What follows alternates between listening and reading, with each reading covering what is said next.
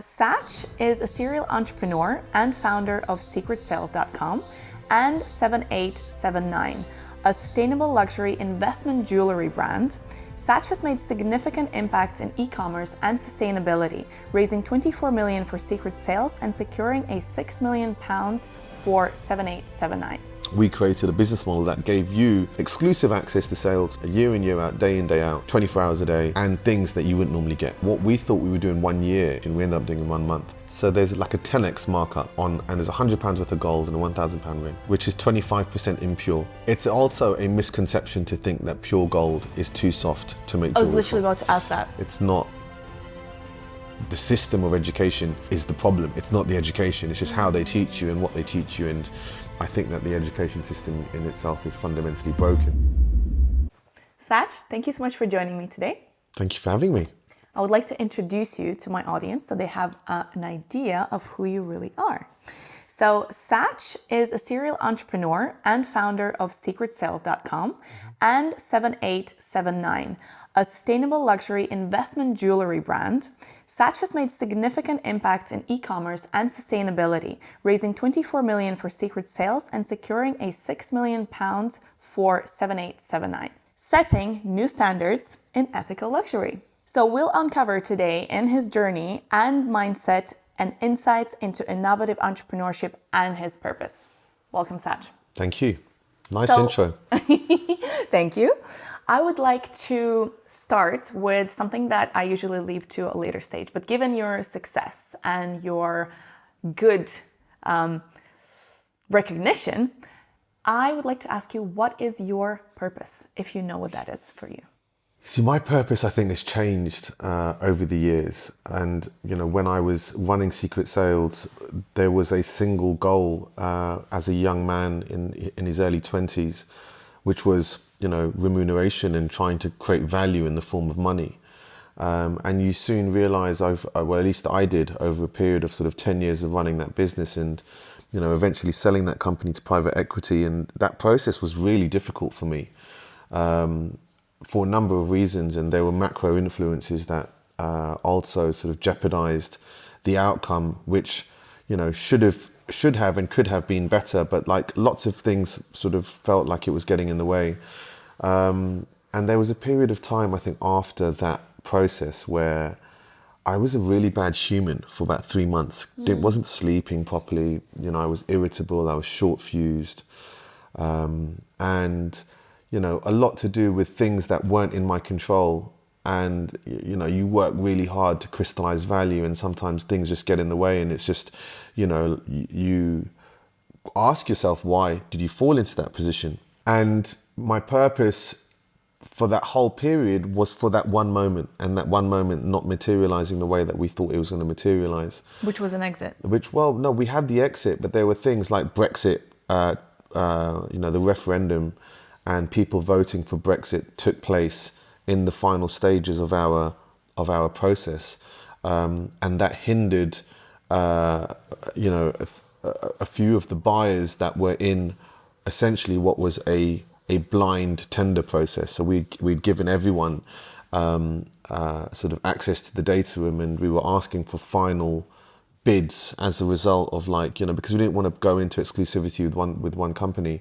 So there were 4 or so that were bidding, 3 of whom were European, all of whom, after 2 days of the vote of Brexit, pulled out because, well, you know, investing in a UK-based business, they wanted the dust to settle, and things for us, you know, we wanted to recapitalize, and we wanted to, you know, think about potentially extending, you know, our position within the business, but, you know, also the investors that were around the table were with us for 5 years.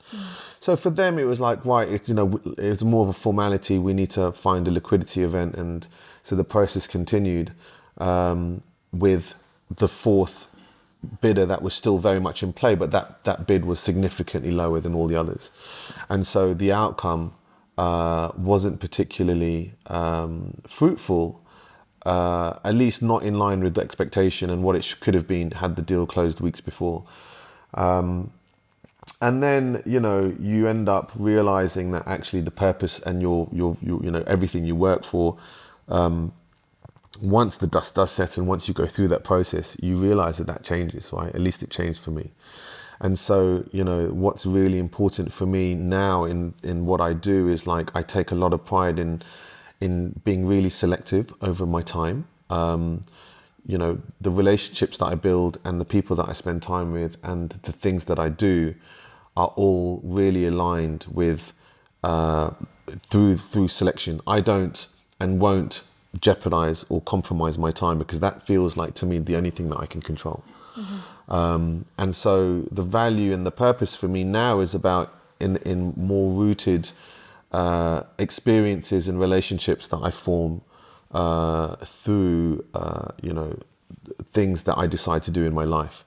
You know, there is still the natural need for humans to want freedom in the form of monetary value, but my purpose inside, I feel, has shifted towards not necessarily just chasing that end goal of, like, let's try to get as rich as possible. It was more about, you know, like, how can I form and experience people and things that I haven't yet had a chance to do, and for that to then have a positive reverberation in my life, which, as I say, may not again remain forever. That might change again. My purpose might decide to move towards something else, but at the moment it's about trying to still navigate myself as a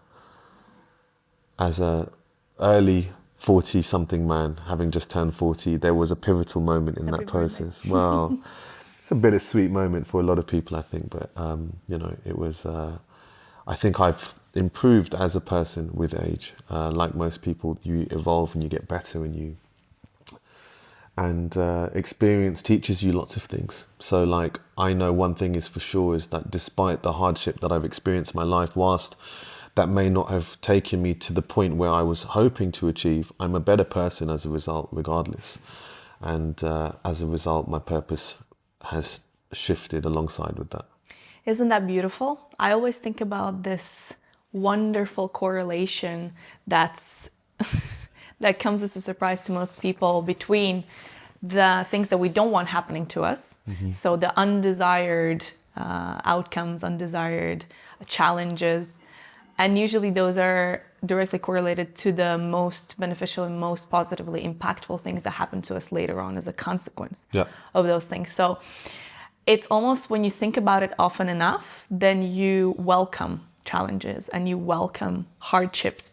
Because if you're able to, in the moment when they come and it's weighing on you, but then you're like, but hey, from my personal experience and from the experience of pretty much everyone that I know and look up to, this is going to have a very good outcome later on.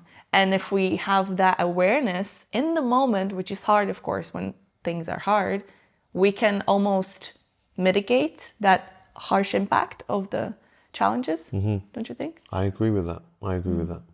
But a lot of things came into my mind as you were speaking. So it's fascinating to me to see how it is almost the recurring pattern that when we are younger, we're so focused on these materialistic things and these easily tangible goals, right? Which are usually monetary. And then as time goes by, we just start valuing and start seeing more relational, more value-based, let's say, prizes.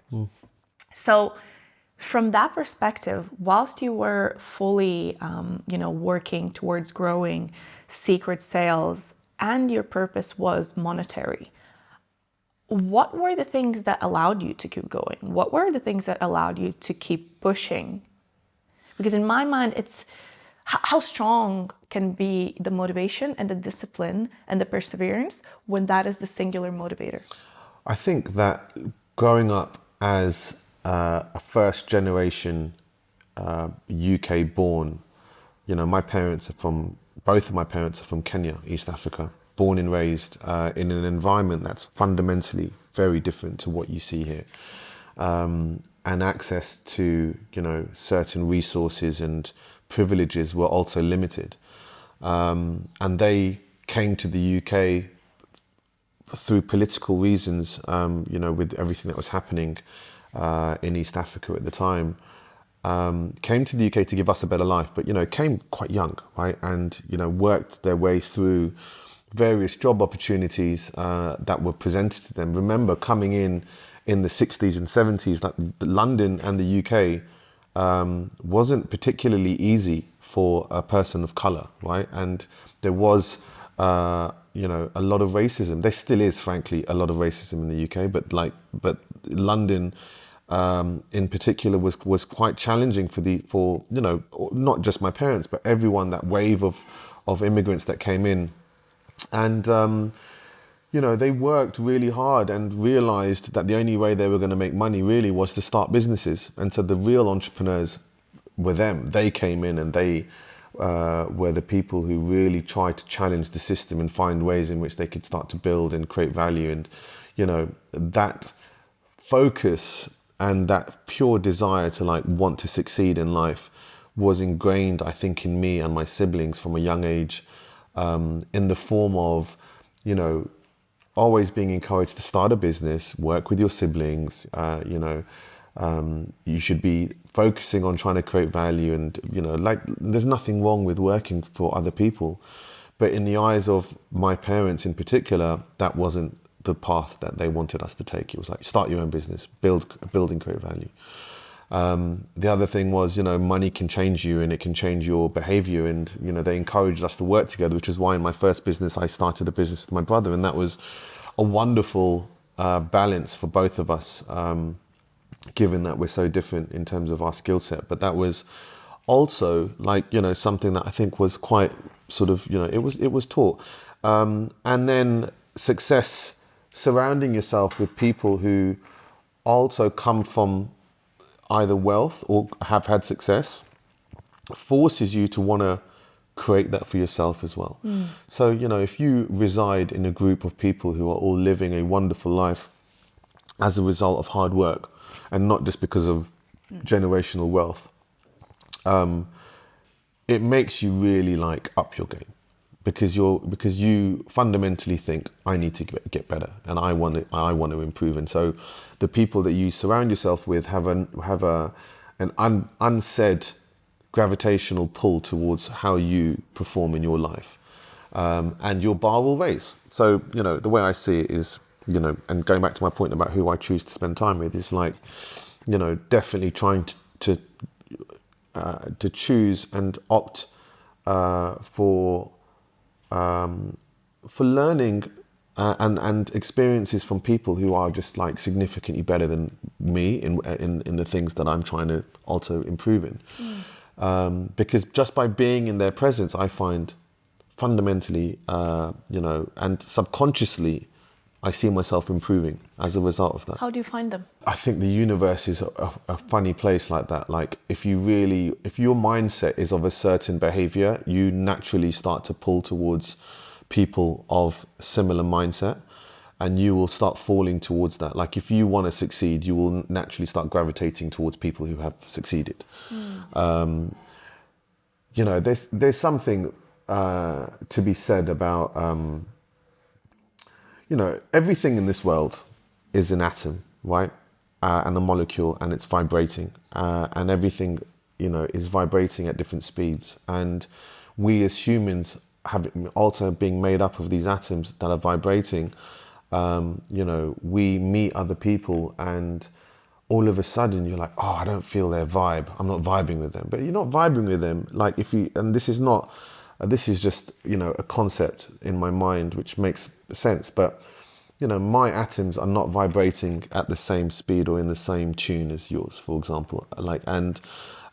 We get on because our arguably, there is something to be said about the speed to which the atoms are maybe vibrating. And, this was said to me, by the way, by someone who I can't recall. And I remember just thinking, well, that's so interesting that you're describing it like that, because I hadn't thought about it in the sense of my vibrations in terms of molecular structure versus yours, and why I get on with you and not other people. And I think your mindset and your purpose and your vision changes the way in which you vibrate as a person. And then you subsequently start getting attracted to other things in life that are vibrating in line with what you are also trying to achieve or where you are at right now. So mindset first. Mindset first, which is why I think fundamentally you can change direction and people and relationships based on like what your internal goal, drive, vision, purpose, all of that is, because it shifts subject to your feeling, and that feeling is related to your vibration. 100%. I couldn't agree more. And it's actually interesting that you mentioned about also different explanations. So my mom, she's been practicing alternative medicine for 40 years. She's been very much into spirituality since the day I was born. And so from very early on, I was exposed to these kind of conversations. And I remember she would just say, yes, the energetic vibrations are not like this. And of course, as a kid, you're like, what are you talking about? What vibrations? But it kind of sticks with you. So later on, intuitively, things start making sense. Yep. And then you go through life, and then some other people, maybe you see a documentary, maybe you see a scientist, and then there's different layers of explanation to it. But you fundamentally knew that already. So I actually think about this very often, to how much we discount our intuitive knowledge and wisdom that we actually have access to at all times, if we're open to it, in favor of some sort of validated or accredited, peer-reviewed, and layers and layers and layers of, kind of proof to the same thing that you actually knew. Yeah. So it's like we go a full loop, hopefully, if we keep educating ourselves and keep growing and learning. We do go that full loop just to, if you connect the dots, understand that, well, actually, I knew that 10 years ago. Yeah. But yeah, that's something that There's I wonder. also something to be said about like subconscious, right? And about how you're able to sort of use that subconscious in the same way. So you've got this point about, people vibing with you based on, your ability to interact and how and what you want.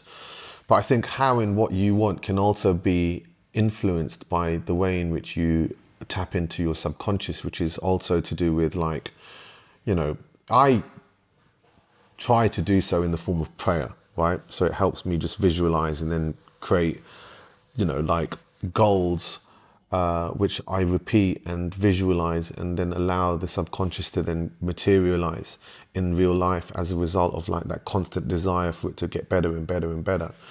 And I find that really helpful for me personally. And I don't know, and I'm sure it's not for everyone, but there is an ability to sort of adopt an approach which your subconscious you can't control, but it can have a real big impact in the way in which you behave and you think and what you do.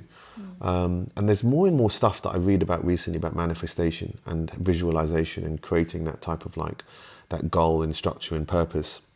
And like, sometimes your purpose can really change depending on where you are. And I remember thinking to myself like numerous times as a younger man, about like, what am I doing this for, and why am I behaving the way that I'm behaving? And sometimes the way in which you try to create sort of and articulate some of those feelings can be quite difficult, but like in the form of, whether it's, writing down 3, 6, 9, 3 times in the morning what you want to achieve, 6 times at lunchtime and 9 times at night, and just reading that every single day allows you to then achieve what you want. I think there's so many different ways. Is that something you do? No, it's someone I read recently that's what they did, and it worked really well for them. Me, I like every night I'm sort of just visualizing in the form of prayer the things that I want to achieve and the things that I want done, and showing some appreciation as a part of that process for where we are and what we've done. But it's definitely it helps me just gather and to sort of take stock at the end of each day, almost, if that makes sense. Yeah, for sure. For somebody, it's meditation in the morning. For somebody, it's prayer in the morning or evening. So it's very interesting to hear the different modalities that help people. Yeah. So we spoke a little bit about the influences that you've had that have put you to the trajectory that brought you here today. So I want to hear a little bit more about the journey before Secret Sales. And by the way, before we go there, could you explain to people that have not heard about Secret Sales, which for Londoners will be hard, but if there's anyone abroad listening, could you give them an elevator pitch of Secret Sales? Sure. Secret Sales was the first designer flash sale site that offered customers access to things that they would never traditionally find elsewhere on sale. If you imagine Bicester Village online, or if you don't know what Bicester Village is, imagine the most glamorous department store with all the best brands, but everything now 70% off and for a time limited period only. And that created, and we fell into this beautiful sweet spot with that business because we didn't really understand what we were getting ourselves into. But it was, everyone wants more and they want to pay less. And that business was essentially giving them that. And we started that business at the age of 22, fresh out of uni, 6 months, my brother and I, super opportunistic, not having run businesses.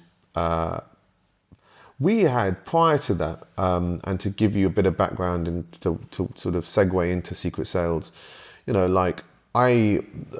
I was 9 years old, was penalised at school for selling newspapers.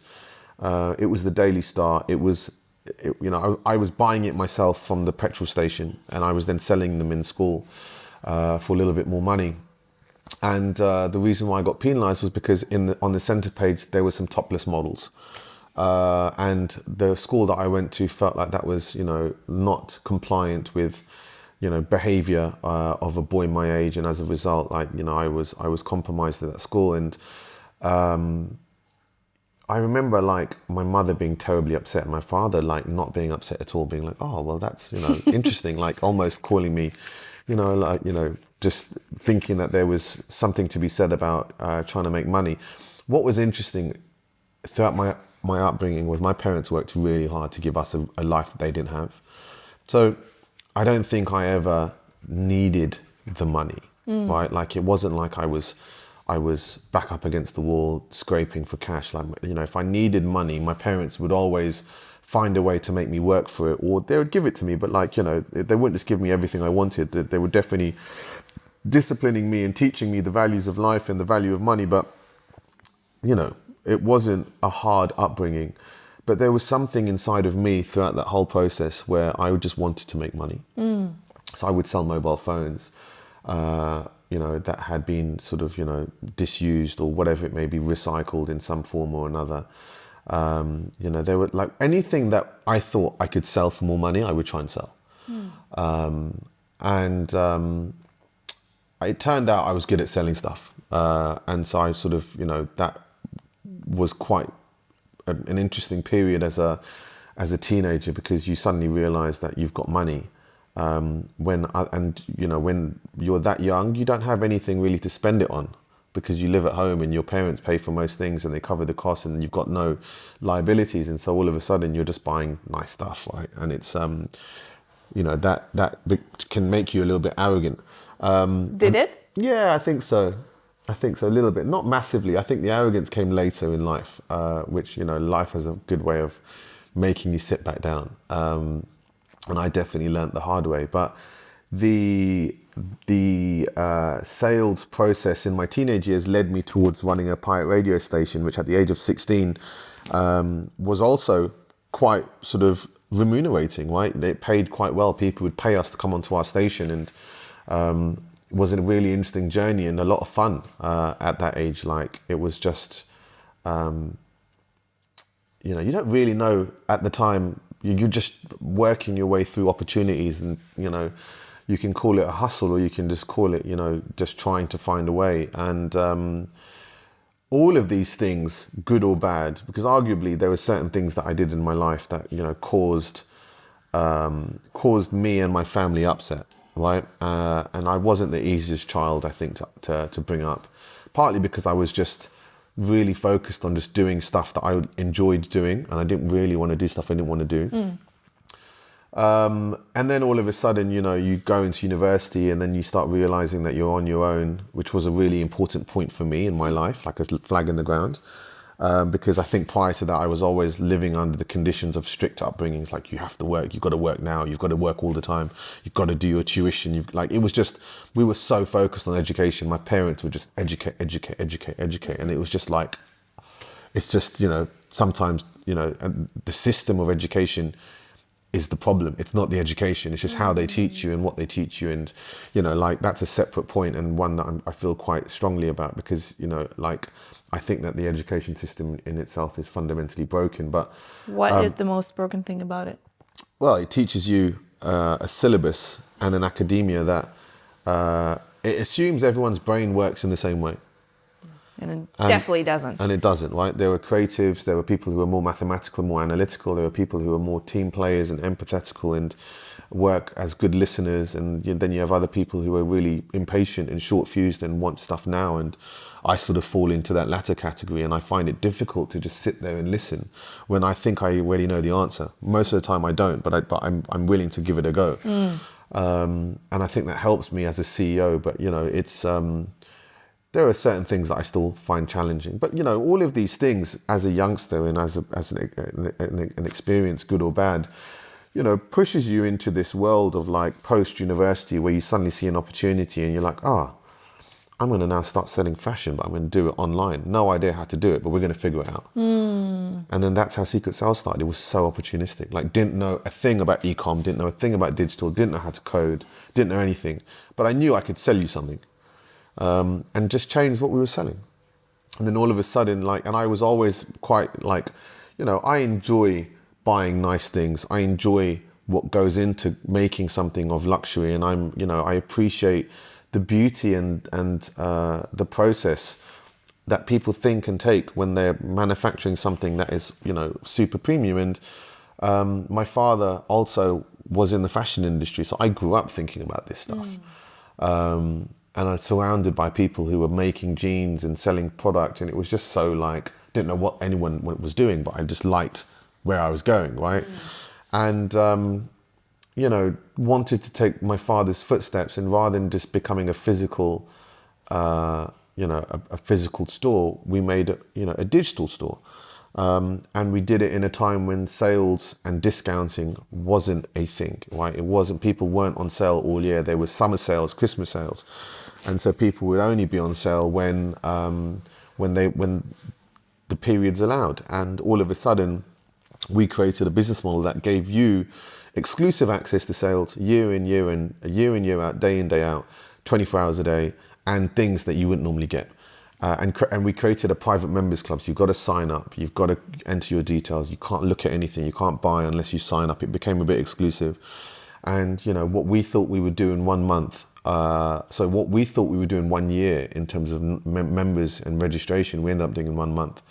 So we had 30. So you were onto something for sure. Well, it was just, Also, admittedly, there was a French business that had inspired us to do this, right? It wasn't like we had come up with this concept ourselves. And that's one thing that I also feel quite strongly about is, you don't need to reinvent the wheel. You just need to execute better than someone else. And for me, understanding how to dissect and to evaluate a business and then to reapply it for local market knowledge and for local consumers is something that I think I've continued to do in and even with this new business 7879. I am not reinventing the wheel. I haven't come up with this concept. Cultures in the Far East have been investing in precious metal through the form of jewelry since the beginning of time. Humans have bought and sold gold jewelry since the beginning of time, as a way to trade value. And so this is, all we've done is created and added a layer of technology and visibility and transparency for people to now be able to invest into gold as a commodity, but to enjoy that gold in the form of jewelry so that they can wear it and appreciate it, but then be able to track it, and then should they want, they can sell it. And so in a world where people don't know what the future looks like, you have the ability to find liquidity in case your cost of living increases and you bought something and you enjoyed it and it was an emotional purchase. Jewelry, remember, is always emotional, right? You buy it because you like it and it means something to you, whether it's an heirloom or it's new. You tend to gravitate towards it because it's shiny and beautiful. People don't think, oh, what's the resale value of that? But there is an increasing percentage of people, nearly 45% of people that are buying luxury now think about resale. And that's not jewelry, that's fashion and accessories and whatever it may be. And we firmly believe that jewelry needs to be treated as a tradable asset in the same way that you would approach buying a property, fine wine, art, whatever it may be that you think, or a luxury watch is a really good example. Like, you do not buy a luxury watch unless you think you can resell it, right? You don't buy a property if you think it's going to lose value, right? Also, if you're an art enthusiast, it's not about the value to other people. It's for you to know that the value is going up, right? And the jewelry, in our case, is the same. It's like, enjoy the jewelry, wear the jewelry. You don't have to sell it, but you should know that it's sweating for you. And even if you don't wear it, which is common for most people, you hoard and hoard and hoard, and you accumulate what should be wealth in the form of jewelry, but instead you just accumulate sunk cost that you do nothing with, and you look at it and you're like, I'm not going to wear that today, because you like a small selection of the majority of what you have. And what we're trying to do is provide people security, comfort in a world where we don't have much of these things as a result of lots of macro influences that continue to happen. Very, very interesting. So just, you explained it very well, but for the people that still, need a clear idea of what the current company that you're really working on, 7879 is, it's a jewelry company that sells this gold and platinum jewelry that is investment grade, and you can buy it, you can use it, but it's equally at the same time a store of value. And you can, from what I understand, also trade it back in whenever you want, if you need to liquidate. Let's put it that way. Yeah, so we're selling pure gold and pure platinum in real time with the bullion market. So whatever jewelry piece you buy, the metal that you're buying is sold to you by weight, and that price is changing throughout the day. There is a craftsmanship fee that sits as the one-off cost for you to be able to just wear and enjoy and treat that jewelry as a purchase. However, we want people to think about that jewelry as something that they can enjoy, but should they want, you can trade, and we guarantee to buy it back. So we provide a digital portfolio which gives you graphical information on what is happening to the weight of your jewelry. So as the price goes up of gold, so does the value of your jewelry. And if you want to lock that in, you can, and you just press sell and you just send it back and we weigh it. Doesn't matter what condition it comes in, because all that happens is that it gets melted down and it gets turned into cash. And so your jewelry is now a tradable currency in the same way that you would invest in stocks and shares. You're now doing so with something that's tangible that you can enjoy. That's very cool. And I like the concept that you explained, that essentially for any really big purchase, whether it be, an Hermes bag or a house or a car or, if you can, then why wouldn't you kind of kill two birds with one stone? Why wouldn't you make sure that it actually holds the value? Why wouldn't you just not only enjoy it, but also benefit from it long term? Totally. So that's a very, very cool concept. And of course, what comes to my mind is who sits at the opposition of that is all the luxury brands. And they're capitalizing their heritage, and they're capitalizing, their name. They're literally capitalizing their name. And so you will pay for, I don't know how much it costs to make a Cartier, love bracelet, but you will pay for it, $10K, and maybe the production cost will be. Well, you know what? Let's give you a real life example of Cartier. So Cartier love ring, a £1,000 Cartier love ring. How much gold in terms of value do you think exists within that? No idea. Have a guess. Okay, let me think. £300? £100. Wow. So there's like a 10x markup and there's £100 worth of gold and a £1,000 ring. Whereas we would charge probably... How many carats is it? 18. 18. Which is 25% impure. Yeah, so exactly. So what you're buying is already diluted, and then they charge a ridiculous markup on it. That's fine, right? But, what we're trying to say is buy something that's a little bit more meaningful. Buy something that's pure. It's also a misconception to think that pure gold is too soft to make I was jewelry literally from. about to ask that. It's not at all. As I said, like these cultures in So Japan it and in doesn't China. scratch Yeah, easier? look, I wear this every day, Yeah. right? Like it marks in the same way that jewelry would mark. Like this jewelry is all like, it's all ours. And so, you know, it is more malleable, but it's not so soft. Unfit for It's not, jewelry. and jewelry in the Far East, as I keep saying, has been made from precious metal, pure precious metal only. So when you go to like parts of China and or Japan or wherever it may be, sometimes people will look at you weird if you're not buying jewelry that's made from 99.9% pure gold, right? Because they're like, well, why would you do that? And so it's So it is a myth that we've been sold.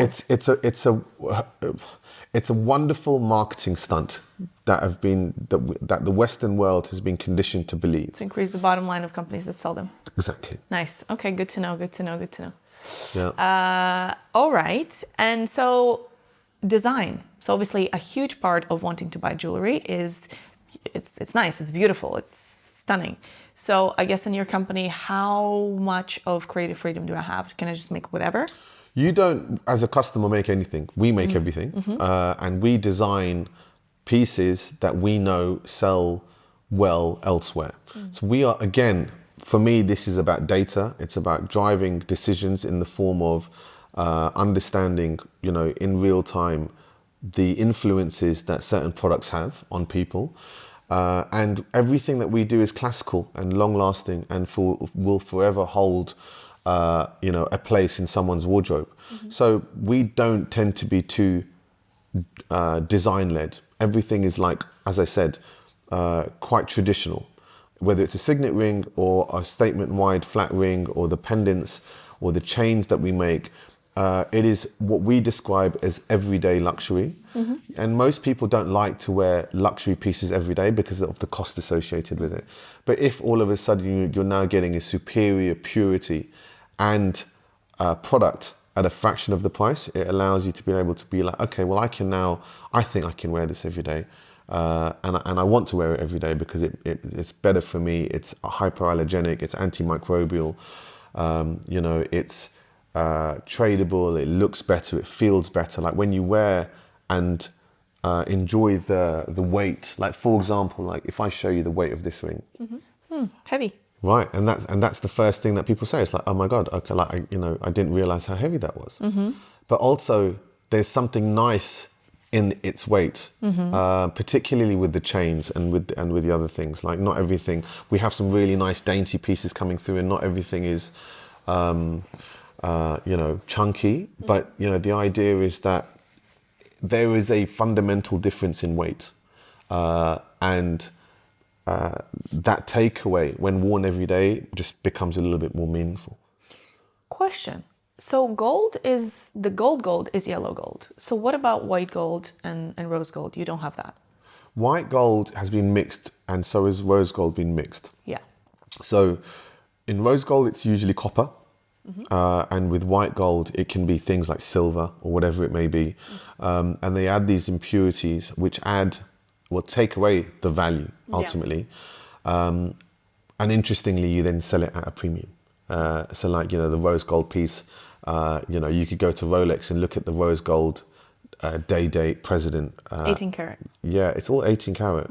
But that will probably sell more than the yellow gold, even though it probably, well, I mean, marketing teams doing their job. Right, and also like you have platinum, a really good example, right? Of Platinum trades very high. Well, platinum sells for more in the luxury brands. If you, again, use a big brand, go to the big brand, and you'll see the equivalent in platinum, like for like, being more expensive than the yellow gold. But on the stock market, platinum currently is trading around £23 a gram. Gold is around £50 a gram, which means that on 7879, we sell our platinum jewelry for just over half the price of gold. So actually, rather than paying a premium for platinum, you get it significantly less, and you're getting a full piece. And what we've also introduced through our manufacturer is a patent-protected process that hardens the pure platinum jewelry to now be even more durable and stronger than what you would see elsewhere. So you're getting not just a superior purity, but you're getting actually a superior product in terms of its ability. How do you do that? It's done through a heating process, which our manufacturer owns that patent. And we are the only company, from what we understand in the Western world, that's adopting that process. And so now you get a pure platinum wedding ring, for example, at a fraction, literally a fraction of the price of what you would find if you were to go to like a larger brand. And there's no compromise to its purity. So like, there's no reason to ever shop anywhere else. Very, very, very interesting. Why the name? What does 7879 mean? We went through a 4-month process trying to find a name? Yeah, well, we wanted to create the right, consumer positioning and all of that. The process was quite detailed in terms of who the customer is, what we're trying to achieve, what is it we're trying to do. And we landed on 7879 because on the periodic table, the atomic numbers for platinum and gold are 78, 79 respectively. Nice. And because there was nothing else in our jewelry, we didn't want anything else in our name. We wanted it to be really reflective. But also to create a bit of curiosity. When you look at 7879, you don't know what that is, unless you see a slogan, jewelry to appreciate, or whatever it may be. But if you just see that on a billboard, you'd be like, I don't know what that is. Is it a gambling business? Is it another business? And how do you stand out from the crowd, which is quite, frankly, populated with businesses and people who are, trying to sell jewelry? Like, how do you differentiate yourself? So by selling purity over puffery, by offering transparently priced jewelry, by creating jewelry made from recycled sources, giving people liquidity in a world where they don't usually have it, and wrapping that up all nicely in designs that people actually want to wear. So there was a lot of tailwinds in our case, and we wanted to really just try to create the right momentum. Who is the audience? Who is the customer? So before we launched the business, we created 2 quite basic data gathering websites, not called 7879, they were called other things. And we drove traffic to these websites pre-launch to understand who the customer was. And we did that using Meta, right? And it turned out different customers wanted different things. You had an older demographic of consumers who wanted to continue buying into gold. And they liked the fact that they could buy something that they could then pass down to their children and their grandchildren. And those individuals could then track the value, using digital portfolios or whatever it may be. You then had a younger generation who really loved the transparent pricing, right? Loved the fact that they're buying stuff significantly less than what you would find elsewhere. Like, you could go to a high street jewelry store, you'll find a 9-carat ring, a 9-carat chain, for example, which is, like 60% impure, more. And it's more expensive than our 24-carat chain. And that's even right now. So people love the fact that you're getting value. And then you had this group of customers in the middle who loved the sustainability angle and the purity angle and what it stood for. So our customer is quite broad in terms of its appeal, but the customer that is buying regularly is 35 to 55 years old and is quite affluent, is living in a city. But interestingly, we have a big portion of American customers coming to nearly 57% of our sales in January came from the US. Interesting. Why do you think that is? I don't think they're feeling the pinch. I think the UK customer is, very doom and gloom. I think the press doesn't help. I think the way that the behavior the speed to which our economy is growing is not helping. From what I understand, England will be the second slowest growing economy in Europe after Italy over the next 5 years. And if you and that's down to so many reasons, but some quite just challenging decisions made by our government, including this VAT piece, which completely pushed all of our tourists, and they stopped shopping in the UK because they weren't able to claim back the VAT. So now they've all gone to Paris and other places. So and that's hundreds of millions of pounds worth of money that would have gone towards our GDP. So there are things that are bad. People think that the economy is bad. Behavior and to getting people to shop in a way that you want is really, really, really difficult. in the UK, and I don't think the American market on either coast, east or west, are suffering in the same way. I think that they're still really bullish and making a lot of money, and are buying things that they are attracted to. And so as a result, like, what we're finding is a cheaper cost of acquisition, a higher return on advertising spend, a faster conversion, and a better lifetime value. And so we're now thinking about how we can, take over the States as a part of our next funding round, which in itself is a challenge. But like, we're trying to now accelerate past just our local domestic market. And talk to me about the sustainability part of the business. So all of our gold jewelry comes from recycled gold already. We're not mining the gold. And so we're trying to be as green as possible, make jewelry from recycled sources, turn it into jewelry. It's all made from pure gold. So when it gets sold back to us, it can then just be turned into more gold. It gets melted down and turned into something else, or it gets melted down and the bullion is sold as bullion and we take the cash. But the point is that we are not contributing towards unethical practices in it, and all of our business partners, our investors, are all responsibly approaching the mining process and the impact that has. And even all of our packaging is no plastics. Everything is biodegradable and recyclable, and we feel really strongly in like trying to be the greenest business that exists, which is very hard in gold, in gold and jewelry business. It really is. So that's definitely a huge selling point, I think, for a large part of the clientele. Tell me about the marketing. So I feel like that's been a strong, let's say, contributor to the success in your businesses throughout time. What advice would you give people that are starting their businesses now when thinking about marketing? We've done so much over the years. TV advertising at Secret Sales was by far the best touch point. And we spent millions of pounds on TV, and it was an amazing period in our lives, and we learned a lot. Digital advertising on Instagram, Facebook is hard because you can't identify audiences in the same way that you could have before.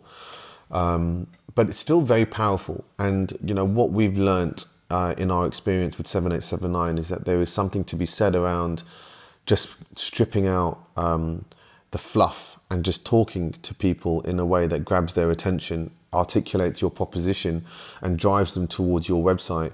And we do that in some cases successfully, in other cases badly, but you've got to test and learn. And, don't assume that one advert is going to work. Like, we are looking at 20, 30, 40 different sort of, creatives, and upwards of sort of 10 to 15 different captions, and then we're constantly trying to see which caption works with which video, and then trying to play that through to allow the algorithm to create enough learning. And I feel like there is benefit in sort of, and everyone should only make decisions through data. A lot of people still don't, but they should only make decisions through data. And we try to be as driven as possible, but there is a unfortunate reality where there is like a lot of money required to like create, the halo that exists within certain brands, and it's not easy. Getting marketing to work and go viral or whatever it may be is really, really, really difficult. And we've spent, and unfortunately, like in some cases, spent inefficiently as a way to create these learnings. And we're sort of now in that process where we think we know what works, but like, does everything work in exactly the same way? No. What have been the worst marketing spends that you put the money towards? It's less about the worst. Like, you live and you learn, and you... Least efficient. Yeah, like some of the stuff that I hate is the stuff that works really well. How so? Well, particularly if I'm talking to the camera, and the ones where I feel like I'm stuttering, or I'm not talking correctly, or I'm not articulating myself well, in those cases, I'm like, I don't like that, let's edit that out. And they're like, well, that's the best performing video. And it's probably because I come across vulnerable, or I come across real. And it burns my heart to know that that's what people want and what they want. But are they engaging with it for the right reasons? Are they looking at it and be like, well, that guy's clearly incapable, or like, like, I don't know, like it feels sometimes like there's a replay. yeah, exactly. So I don't know, like, but it's interesting. We are now trying to create controversy, but through other people's opinion. and just asking people to like sometimes, you know, you let that person talk about the controversy, but then you quickly steer it towards the topic that you want or the brand that you want. Stitch. And getting people to like think about the relationship between the two, and do you agree with that type stuff? We're using a lot of that at the moment, and it seems to be working quite well actually. Fair play. Good tips. Yeah. Listen, guys. So what I've been thinking about since you've been sharing your story is whether you have formulated a structure of how you turn ideas into something tangible. So obviously that would have changed over the years, and now you probably have a team and you're like, hey, I had this great idea, guys. You jump on marketing, you jump on this, you do market research. But maybe before, when you didn't have all these resources, and even looking back at your middle school and high school, you were like, well, I can sell this. And then from the idea, from an inspired idea to you executing, what's the process? What are the steps? I think a lot of people create barriers that don't exist in that process. I think that, you know, the biggest problem to people starting a business is actually starting the business, right? They don't tend to ever launch because there's never a good time and there's too much in the way, and this is happening and that's happening. And unfortunately, it's just a bit frustrating for a lot of people. And, you know, there's never a perfect route to getting something up and running. I'm the sort of person where I just figure it out. Like I will knock on every door possible and one of them will eventually open. And, you know, not being scared of rejection or failure or, you know, for me, it's just like, there's always a will, and with that will, there will be a way.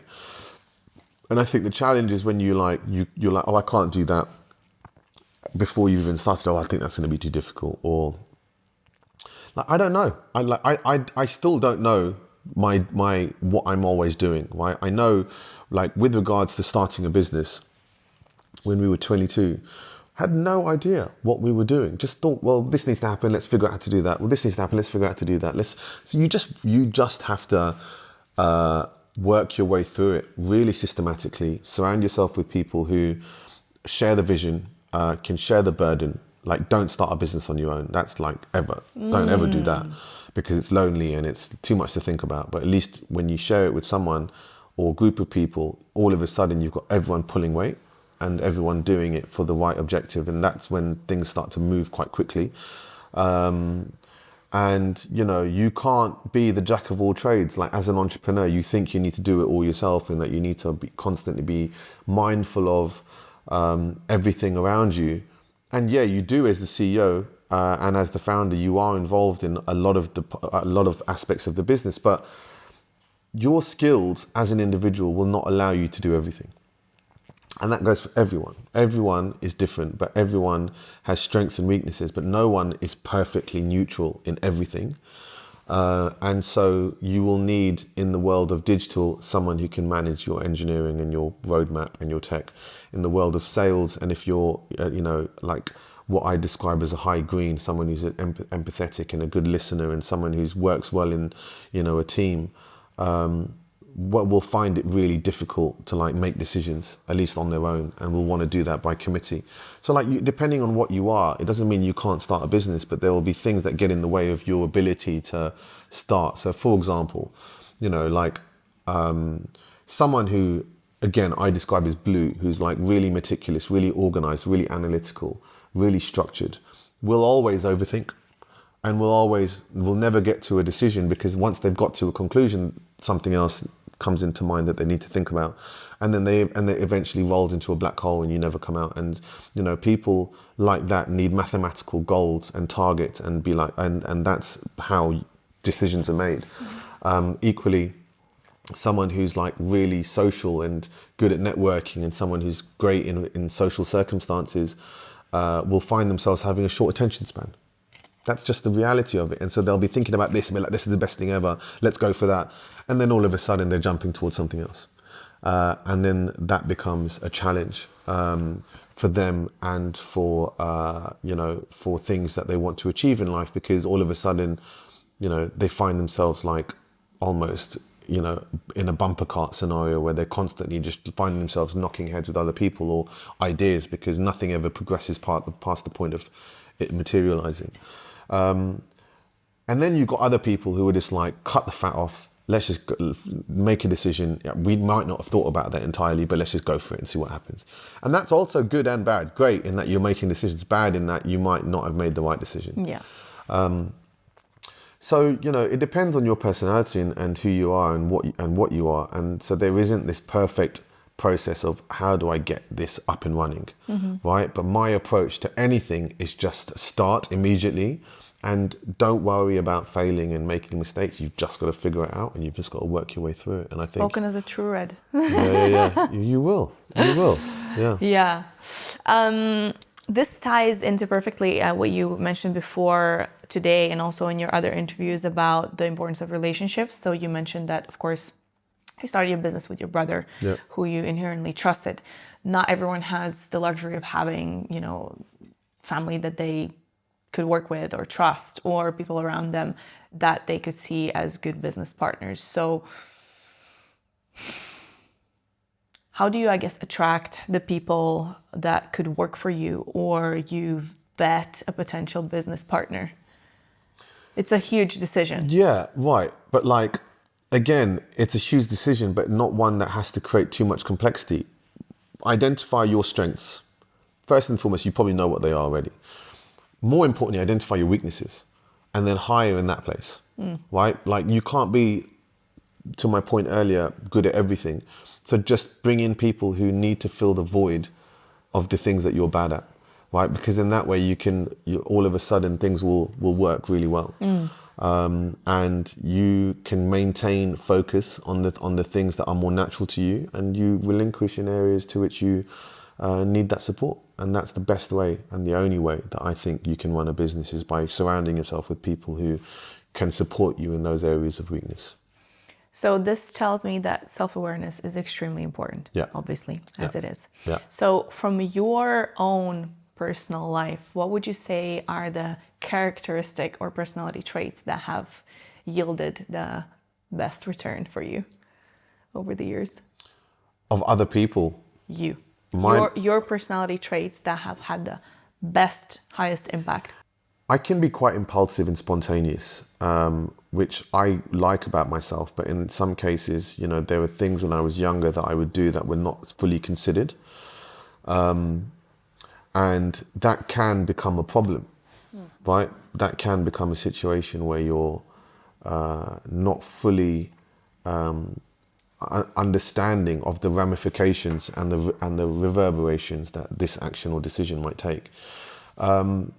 But I also like the fact that, like, I'm the sort of person where I don't look at problems as a problem. I just think that that's something that we need to overcome. You know, like there's rarely anything in front of me where I'm thinking, oh God, that's too daunting. I lean in the camp of, you know, life can be and is really beautiful in that there is so much that it offers.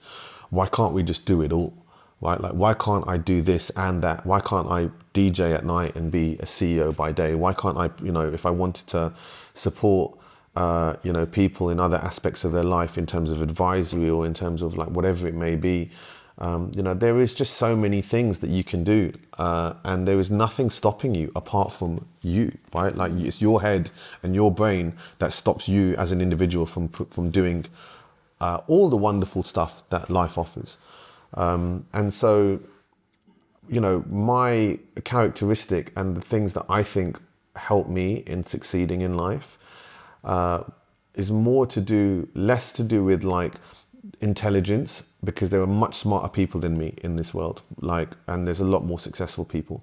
In fact, the majority of people in my life are more successful than me, and you know, that is something that I choose to be in that company, because that, as I said earlier, it improves me. But you know, I don't look at that as a daunting, oh God, everyone's so much better than me. Like, it comes with its pressures, but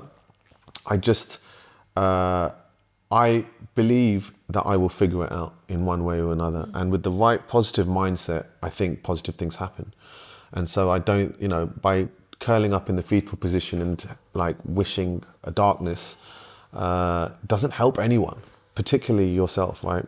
So like, dark periods and challenges in life need to be treated with light and positivity. And I think that is the only way to get through. Definitely agree. Definitely agree to that. I believe that habits are extremely telling into what the future will be looking like for each one of us. So if I asked you about what specific habits you've cultivated over the years that have served you best? I'm a man of routine. So I try to do everything meticulously and in the same time aspect as before. I discipline my mind through various things. So like, I've been intermittently fasting for about 5 years, maybe longer. And I'm quite religious about that. I did a 3-day water fast at the start of the year just to purge and just to get the mindset and the body in the right place. I try to live my life with a certain balance. So like, I'll use the gym 4 or 5 times a week. I'll do that as a fasted exercise. I try to break my fast, I try to do 2 days a week, 1 meal a day. And then the other days, I'll allow myself to eat within a window. And then 1 day a week, I'll break the routine so that my body then doesn't allow for itself to customize to that repetition. And I think that if you're disciplined in your mindset and you do things by nature in routine, I think for me that really helps. The problem is when you don't have discipline and you don't have structure and you don't think about putting yourself under pressure. Like if you don't set yourself goals, you don't set yourself targets, you don't set yourself reasons as to why you should improve, then you end up just living this life of like, well, nothing is getting better. But why is it not getting better? It's because you haven't in your own mind thought about where the progression needs to come from. Like even just going to the gym, the most basic thing, like if you're not going to the gym, well, why not? It's not about losing weight. It's about mindset and internal health and about, getting better and stronger and remaining, like humankind is on a tangent slightly this point, but, we as humans are focused on longevity and trying to increase life and get healthier. And so we're learning constantly about how to do things better. Fasting is better. Eating less meat perhaps is better. I don't believe actually that the life of a vegan is better, personally, but that's a separate point. But I do believe that like we are striving towards longer life, and as humans, it's only a matter of time before life expectancy increases from 80 to 100, 100 to 120, 120 to 140. It's just a matter of time before that happens. But the only way this, and everything that we are learning is that things like routine, things like discipline, things like structure are all mandatory and almost a prerequisite in your ability to succeed or to improve.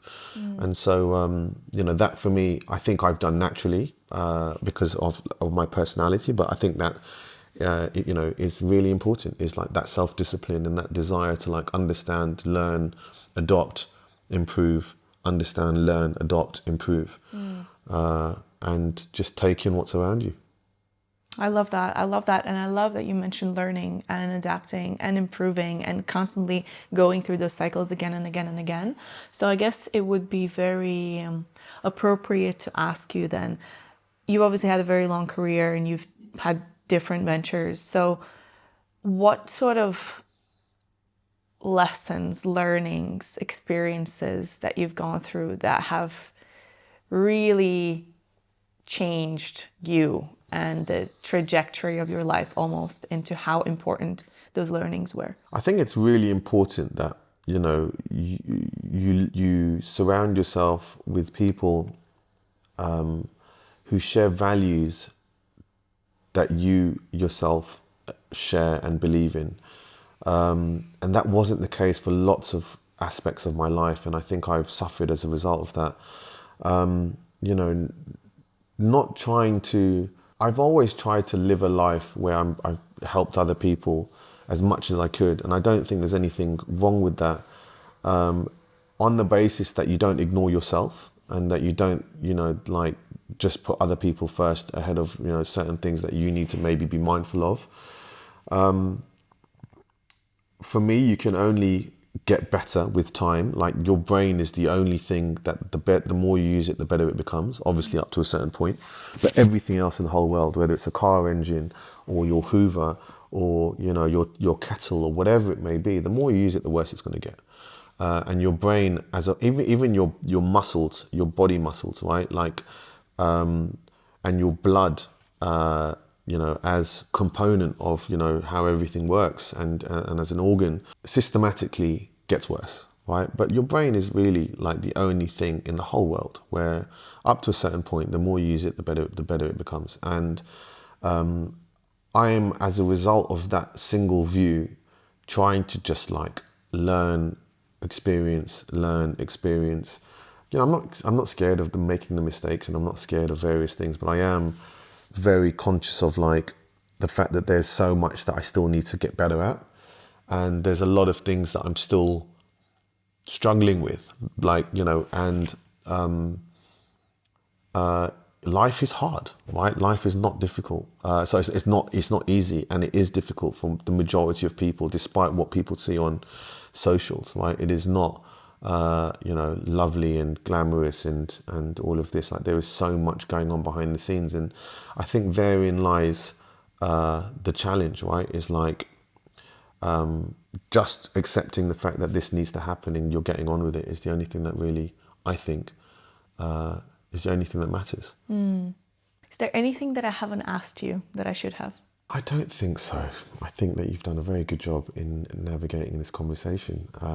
And I really enjoyed it. I appreciate you taking the time. Thank you. I appreciate you inviting me on here, and it's nice. I hope that whatever happens, that this conversation lends a hand in the forming of decisions or guiding people towards certain things. And if there was anything that people took away, it's probably just to, not waste any more time. Life is short and it's valuable. Surround yourself with the right people, with the right energy, and do everything you want to do, because there's no reason that you shouldn't. There's nothing stopping you. Amen to that. And on this note, thank you. Thank you. Thank you very much. Of course. Hello friends, if you enjoyed this episode, please make sure to subscribe and share it with someone. I would love to hear your feedback and suggestions as to what guests you would like to see on the show next. See you next week.